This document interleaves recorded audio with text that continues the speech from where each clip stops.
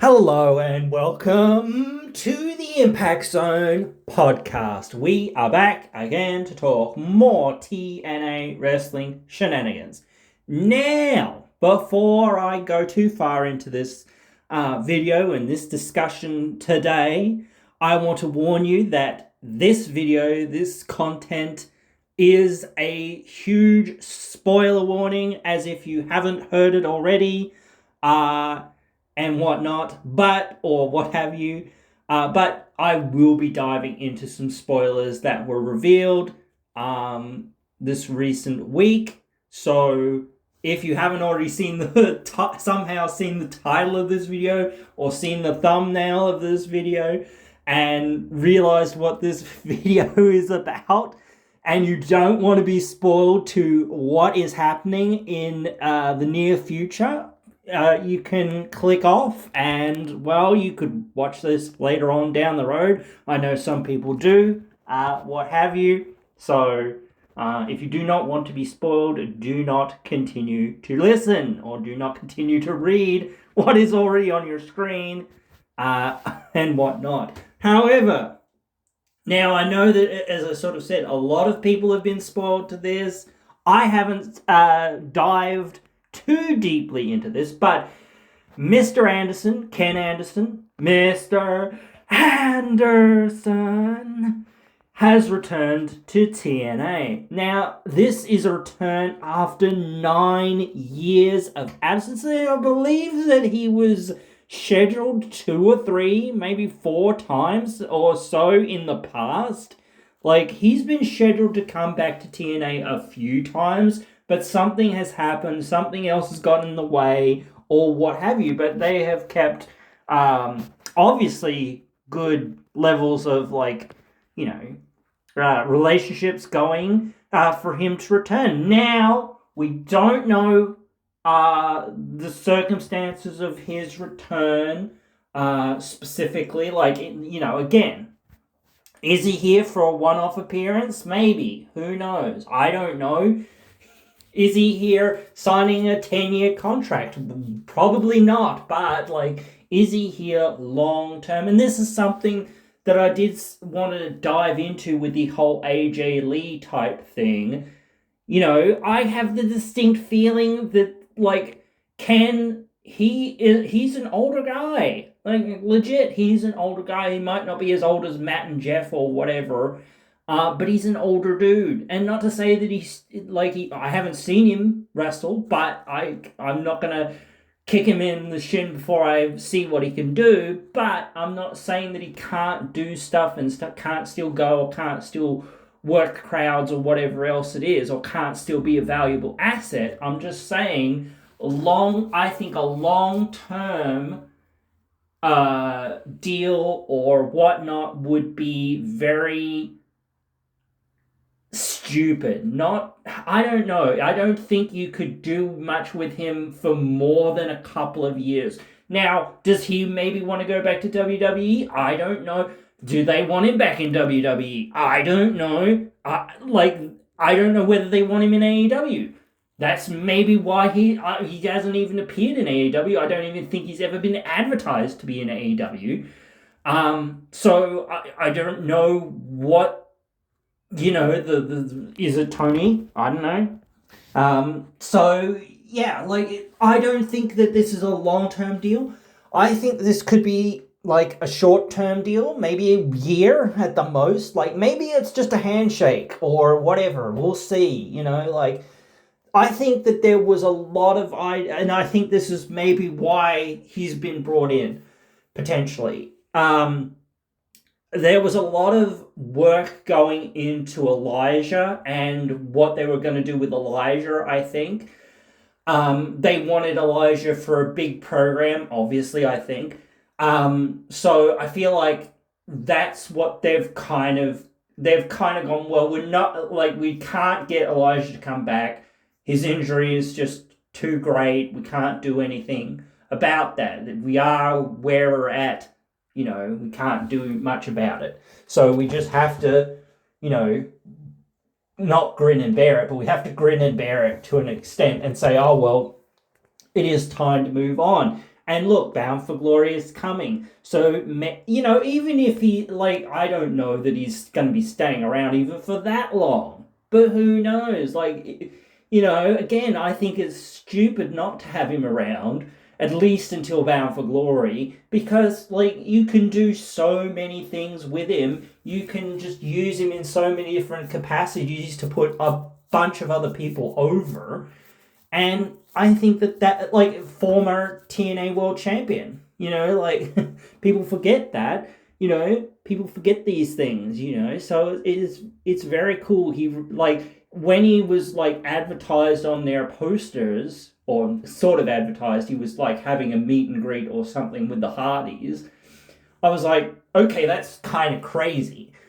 I didn't think it would lead to this. This is even more crazy that he's returning. And I'm not 100% sure, like, what, you know, the situation was with him leaving TNA or what have you. I don't know. I don't know the set of circumstances or where he was at or what have you. I don't know.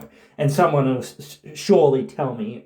But be that as it may, it didn't matter, did it? Because, again, like, as I said, he was advertised to, like, come back 3 or 4 times or whatever it was. I don't know. At least twice, I'm sure. And now here he is back, you know, after 9 years away. And, you know, absolutely they can use him. Absolutely, I've sort of said that. But in what capacity? That becomes the question, because it's very much like, you think about, like, he is an established guy in many ways. And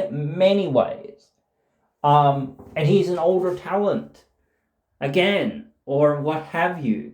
He knows he hasn't got very many years left in this business as an active professional wrestler. And if he wants to come out and earn those big bucks in a major promotion, and WWE isn't really interested, seemingly, and AEW's not really interested, and, well, New Japan's probably not really interested, well, you know, and AAA just got bought up by WWE, like, there's not many other real big options. If he wants to have one big last run sort of at the top, the place that he got really well established was in TNA. Like, WWE gave him a bit of a start, absolutely, but, you know, TNA let him, like, pull the reins off and said, okay, let's figure out a way to build you into, you know, a world champion. Let's give you all the things to be the champion here. You've got to go up against Jeff Hardy. You've got to go up against Sting. You've got to go up against all, like, that's the era that he was in. He was in there with Sting and Jeff Hardy and with so many other guys. I know that was like the WWE invasion sort of era, and it was like every WWE guy and their dog was kind of coming in. But, like, how many of them actually held the world title? Like, very few of them, honestly. Mr. Anderson being one, and Jeff Hardy probably being the other. Like, you know. So, like, you could talk about Sting holding the belt, because Sting was, like, WCW guy, whatever. But I think, like, again, you talk about the Christian Cage sort of thing. He was a WWE guy, but really, was he? Because, you know, when he left WWE, they were like, screw you, dude. You're not big enough, or you're not bad enough, or you're not whatever enough to do anything but be a mid-card guy. You know, that's what we see you as. That's where you're going to be. That's about it. See you later. Bye. You know, they didn't really care. And I'm not, like, I don't even know why Vince and whatnot, like, kind of agreed or wanted to bring Christian back, because it was like, he didn't like Christian and all of this. So it was like, well, why bring him back? You know, what was the, besides the whole, we'll throw a wrench into TNA's plans to actually, continue to push him and keep putting him in that, in that role of being one of the best, top guys in the company or whatever it is. I'm getting off topic, but again, like that was the idea again with Mr. Anderson. Bring the guy in that WWE rejected and say, hey, here's a second chance. TNA has always kind of like been that place to be like, here's a second chance. So to give that to that guy and for that guy to not just come in there, but he's got to prove he belongs there. Not just, I'm here and I'm from WWE, that's good enough. Or the idea that should be good enough. Like, even they realize that not every single one of those people could hold the belt, because it was like, well, they're not over enough, or they're not selling enough merch, or they're not selling enough tickets, or whatever else it is, or they're not over enough with the fans. So, again, that's what you've got to have. You've got to have those aspects to you to, get people's butts in seats, and get people to buy the shit. Because, like, in this era, that's where you get all your money. So, again, it's still crazy to me. But, again, like, if you look where we're at now, and you start saying, okay, well, where are we going? We're on the road to Bound for Glory. And, again, not 1,000% sure that he's sticking around for too long. And you start asking yourself, well, what would be the best thing? What would be the biggest thing that he could do against somebody besides like the world title? Because that's obvious.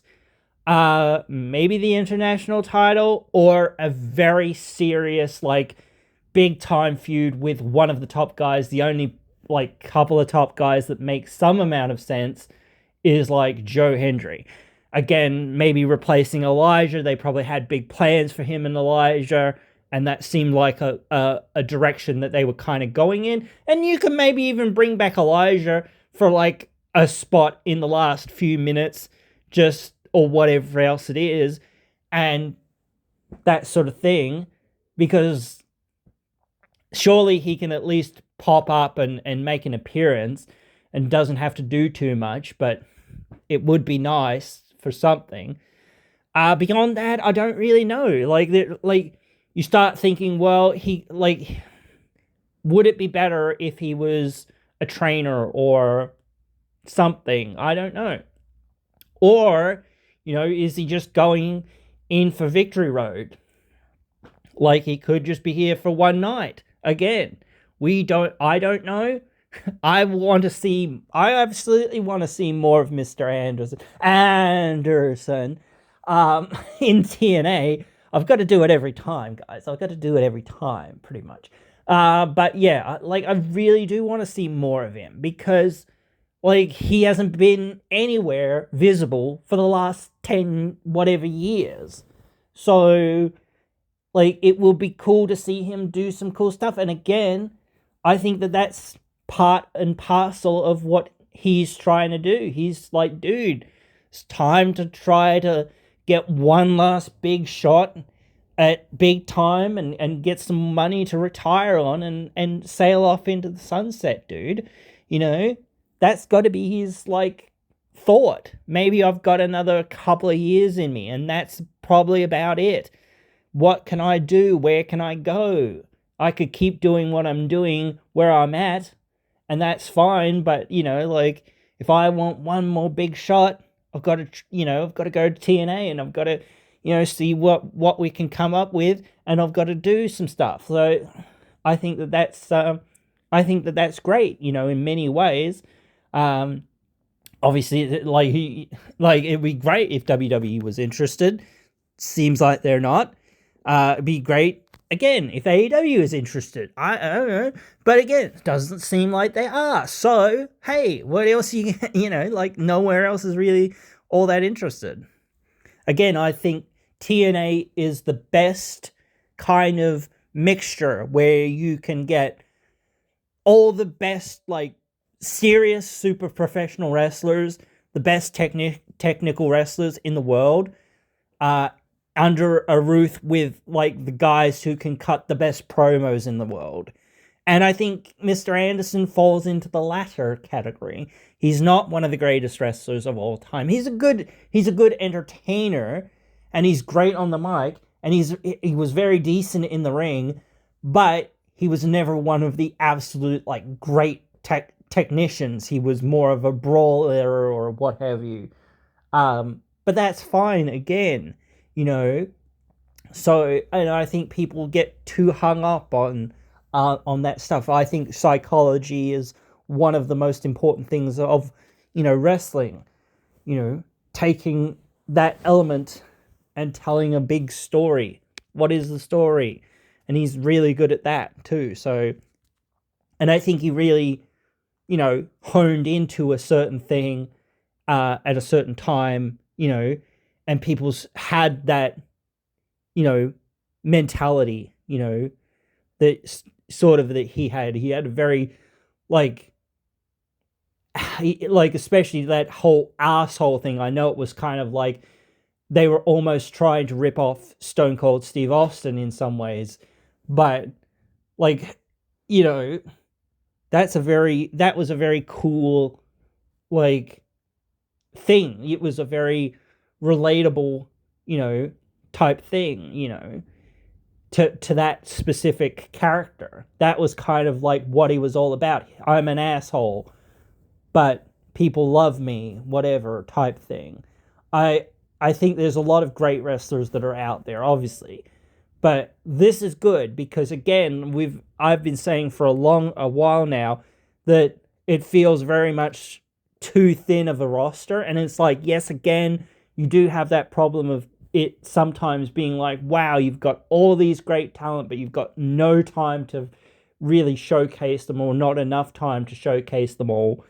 And yet you've got so few wrestlers on your roster that like a lot of the divisions don't have enough people to kind of make those divisions, like, competitive, or make those divisions, like, feel like a real division of wrestlers, rather than just like, oh yes, there's these guys or these gals or whatever else it is, and though or whatever and whatnot. But again, you could, like, the best division is obviously their, like, main event scene, and that's probably again the idea.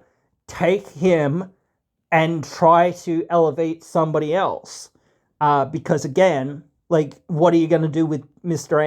Anderson in another 5 years? Like, he's not going to be one of the top guys again. He's going to be at that level for a little while, but you've got to, like, use him to elevate other guys and gals or what have you.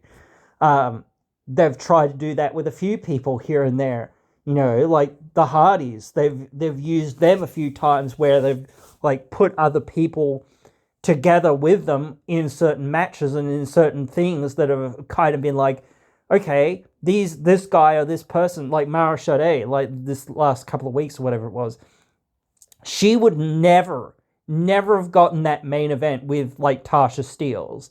Never. Like, well, not never, but, like, especially on debut or within the first couple of weeks. The fact that they said, okay, we're going to put you with the Hardys and you're going to fight, the good hands or whatever. It's not just elevating her, it's elevating everyone that's kind of in that. Because again, like, you wouldn't have got Tasha into that main event, or you wouldn't have got the good hands or the great hands into that main event without the Hardys.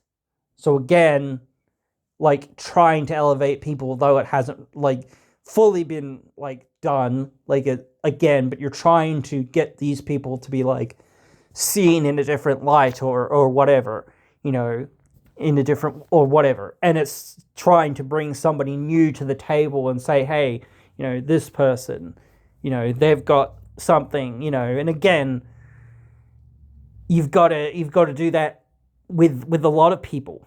You can't just rely on the fact that you've got like Joe Hendry and you've got Santana and whatnot. You've got to elevate somebody else. Like, actually, I think like almost AJ Francis is a perfect opponent in some ways for Mr. Anderson, because they both are assholes and they both kind of fit in that mold, and they're both really great promo guys. I think Mr. Anderson's actually better in the ring than AJ Francis, honestly. But, I still don't know. I still kind of feel like you could be doing, like, they're doing something with Moose and Francis this week. And I still kind of feel like you might be going down that route at some point, like for a bigger match. But it's tough to say. I think just about everything from this can only really be positive, in my opinion at least. The one thing that I do think is somewhat a little bit negative is the fact that he didn't like debut or return on a live episode or on a pay-per-view. So, and it's the same like with Cedric Alexander. He debuted on a, just a regular TNA episode. But again, it's kind of tough. I get that. And, it is what it is. So, it's not like gonna ruin it, but it does ruin it in some ways, because again, you get these things out there, you get these spoilers out there. I didn't really want to just talk about, oh, he's returned. It'd be a 5-minute video if I just sat here and said, he's returned. If I didn't sit here and go, well, what could he do? Where could we go with him? What else is going on? What's the history about? And this sort of thing or whatnot, that sort of thing. It'd be like a 5-minute video, like, or whatever. And maybe that'd be good or whatever. But it'd be like no context, no extra thought or whatever. It'd be, pretty hollow and pretty boring, honestly. I think it's more interesting if you start saying, okay, where have we kind of been? We've seen him, like, be advertised a few times. Those have fallen through, COVID, something else, blah, blah, blah. I don't know all the details. But again, here he is, appearing, being part of the roster, even for one night. I don't know, like, we could never see him again. Who knows? Like I said, I would like to see more from him. I hope to see more from him. It makes sense for us to see more of him, even if it's just on a handshake, even if it's like for 3 to 6 months or whatever it is. Maybe he's just coming in and whatnot, as I sort of said. I don't know the deal. You don't know the deal. Sean Ross Sapp doesn't know the deal yet, or whatever. Maybe he does. I don't know. And but yeah. So until there's like definite, this is what he's here for, or whatever, 6 months, a year, whatever it is, I don't know. But if he's just here to say, okay, let's test the waters. Let's see how things are. Nick Nemeth's been there for like a year over a year, isn't it? Just about. I think. Whatever it is. Anyway, and it's like he hasn't gotten a contract there, but he's been like, very, very successful in his role there, even though he's been doing a bunch of other indie dates and whatnot. And I start to think to myself, well, you've done all this stuff kind of with him. What else is there to do? Type thing. Because he's in that same category sort of thing. And the Hardy's definitely in the same category, sort of thing. Eric Young and Kazarian in that same category. Time to think about hanging up the boots and whatnot. Move on and, just leave it to the other guys to become superstars, because, what else? There's nothing else to do, nothing else to prove, and I saw in that, I think it was in the Kazarian documentary where he was saying we got like some people go till the wheels fall off. Dude, don't do that. Don't go till the wheels fall off. Like, have just a little bit of gas left in the tank, bro. And be like, okay, maybe I could have done one more or a few more or something or whatever it was, but what would I have been as great as I ever had been or what have you? No. And that's where I want to leave it. I don't want to leave it by being, some old man that, couldn't get in there and couldn't go and couldn't really do anything and, couldn't showcase myself and couldn't showcase my opponent, or had to be like, when you're early in your career, yes, you have to be carried a little bit, but you have athletic ability. You're young, you're full of piss and vinegar, and all of this. So that's how you come into the business. You get carried by people who know the psychology and know how to work the crowds and know what to do and that sort of thing. And then you learn that craft, and then, you try to become the best of that craft. And then, once you get to that point, now it's starts becoming the time of saying, now it's time for me to start thinking about winding down. I become the best, and then you've got a few years of being the best, and then that's it. You start winding down and saying, okay, time to wind down now after a few years. That's what most people do. Not a lot of people get much time in the spotlight, or to be that guy for a very long period of time, more than a few years, because, again, there's always somebody else, and you're lucky for whatever you get in this business, because nothing is owed to you in many ways, and it is the fans, again, especially nowadays, that pay their hard-earned money to come and see what you're doing through thick and thin, like their enjoyment of the wrestling and enjoyment of the product. And that's what the promoters, and in this case, again, good on them for saying, okay, how do we get this done? I don't know how they've done this or whatever it is, because I don't know how much money they've got in the kitty, so to speak, or in the bank or whatever else it is. Maybe they've sold him on some merchandise deals. I don't know. I don't know the details. So, but again, they have worked it out, and they've said the fans probably will like this. And it will give us somebody to work with, up to being this point, and then we, see where we're at, So I hope it all works out well, and I hope it all is positive. And even if it doesn't, last too long, even if it's, a one-off appearance, I hope that there's, that, consideration of saying, well, maybe we should bring him back later on, or whatever else it is, if, or maybe we really should, maybe this crowd reaction, or this reaction of the fans that's online talking about it like this, or what have you, and tweeting about it or whatnot, and all of this sort of stuff will get people to go, oh, people do care about this, dickhead, or whatever it is. And let's see what we can get from that, because we've already, got a working relationship with this guy. What else? Are you going to do? You're just going to say, oh, well, that was fun. See you later. Bye.